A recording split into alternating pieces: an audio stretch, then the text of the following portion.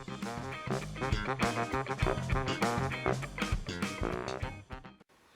everyone and welcome back to my channel. I hope you guys had a fantastic and safe New Year's with families and friends.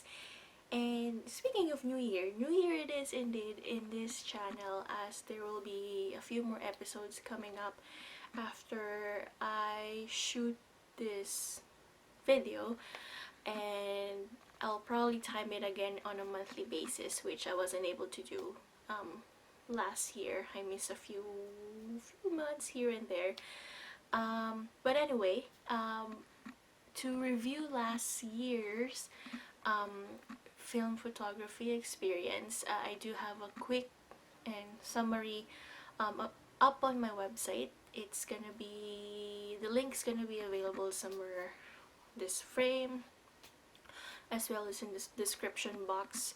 I did not make a video specifically about it just because I don't want to be too redundant, and it might take so much time and it's gonna be really long, and don't want to cut anything that might come up as really important. So just read over it. It doesn't really have a structure to it, but I hope you guys enjoy reading. Speaking of upcoming episodes, for the last few months I've been testing a bunch of cameras that are new to us, and something that my husband has acquired probably just in the span of a year and a half or so.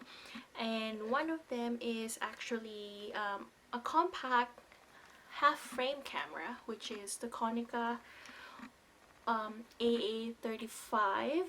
I believe this is also called Konica recorder in Japan or in Asia. This is something that my husband has been bragging about like a long time ago, because he actually got this new in box. So this is the box that it came with, and it was like wrapped with plastic, and there's like styro and everywhere, and then even the manual is still in plastic, and it's new. It's actually new, and he hasn't tried it yet. So as soon as I moved in here in Toronto, so I said, oh, why don't we try some of your cameras, because really they've been sitting in the drawer and they must be shown some film. Just a brief description about this camera. This was released around 1984, 1985, just a few years older than I am. It takes AA, which you can load from the bottom, and this has f4 24mm lens, which is an equivalent of 35. And again, as I already mentioned, this is a half frame camera, so if you shoot a lot, this is actually really good because it will double up your photos basically.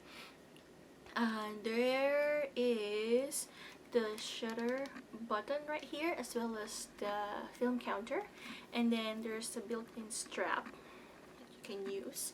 And then at the back there are actually two slide buttons, which is one for the film door and then one to open up the camera's lens.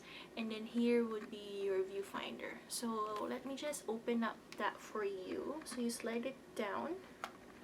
So this is gonna be what it looks like. And then at the back, it's gonna expose, pardon the pun, your ISO selector. It only gives you 3 selections, which is 100, 200, and 400. And then at the bottom, you will see a rewind button, which is really interesting because other than the Canon Autoboy 2, this is the only camera I've seen so far. I'm not saying these are the only ones so far where it is automatic exposure. However, once you're out of film, the rewind button is gonna blink, or the rewind light button is gonna blink, which will tell you that you're out of film, and then you have to rewind it. So I thought that was kind of interesting for a compact. Anyway, in terms of loading the film, so you open the film door, which is you slide it to your right, and then the way to load it is that from bottom to top, which is something that I also find really quirky and interesting.